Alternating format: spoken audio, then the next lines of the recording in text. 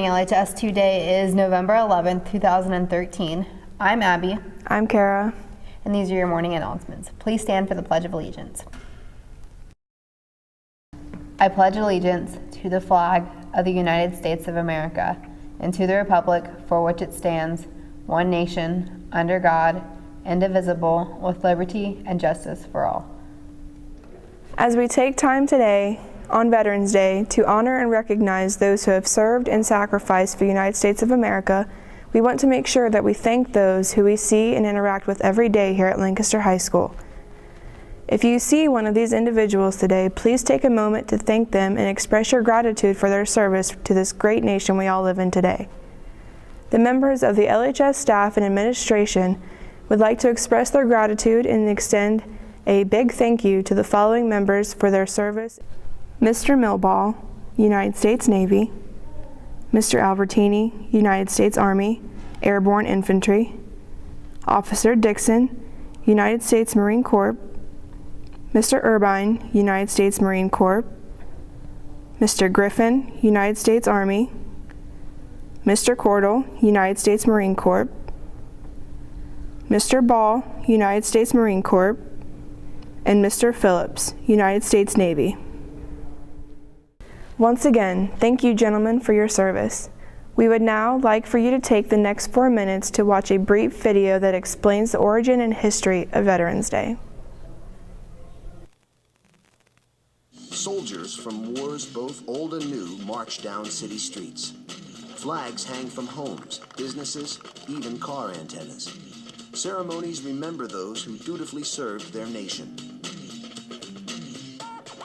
It's Veterans Day, or Remembrance Day, as it's known in much of the world, a time to honor members of the armed forces. And it all began in a railroad car with a document to end the war to end all wars. World War I, also known as the Great War, shocked the global community with its unprecedented toll in human life. Untold millions were killed. Germany was running low on manpower and supplies, so they agreed to sign an armistice, or truce, in the French commander Ferdinand Foch's private rail car. On the 11th hour, on the 11th day of the 11th month of 1918, all was quiet on the Western Front. The fighting had ended. Exactly 1 year later, President Woodrow Wilson decreed that Americans should observe a moment of silence at 11 a.m. to remember the armistice and to embrace the peace. Other Allied nations commemorated the peaceful anniversary as well. In England and Canada, citizens wore paper poppies. Poppies had become a symbol of the armistice. The poem Flanders Field described a one-time battlefield. In Flanders Field, the poppies blow, between the crosses, row on row. In America, the nation's first unknown soldier was laid to rest at Arlington National Cemetery on Armistice Day, 1921. He was a casualty of the Great War. Since that first memorial, other unknown soldiers from America's wars have been interred in the tomb.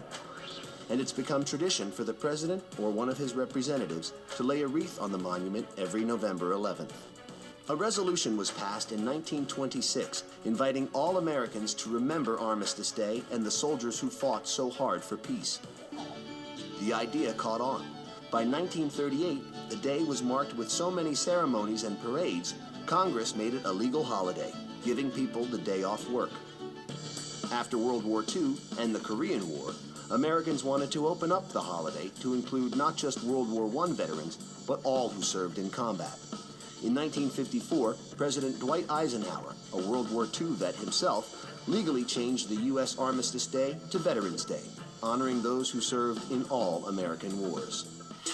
For a brief time, starting in 1971, Congress moved the holiday to the fourth Monday in October, giving Americans a 3-day weekend. But most people rejected the idea. The traditional date of November 11th, the anniversary of the Great War's ceasefire, was too historically important to forget. President Ford reversed the law in 1975, returning Veterans Day back to its rightful date. Over the decades, the holiday has changed with the times. Originally, it was a call for world peace. Then in the U.S., it became a day to remember war veterans. Today, Veterans Day is set aside to honor not just those who served in war, but also those who have served their nation in peace.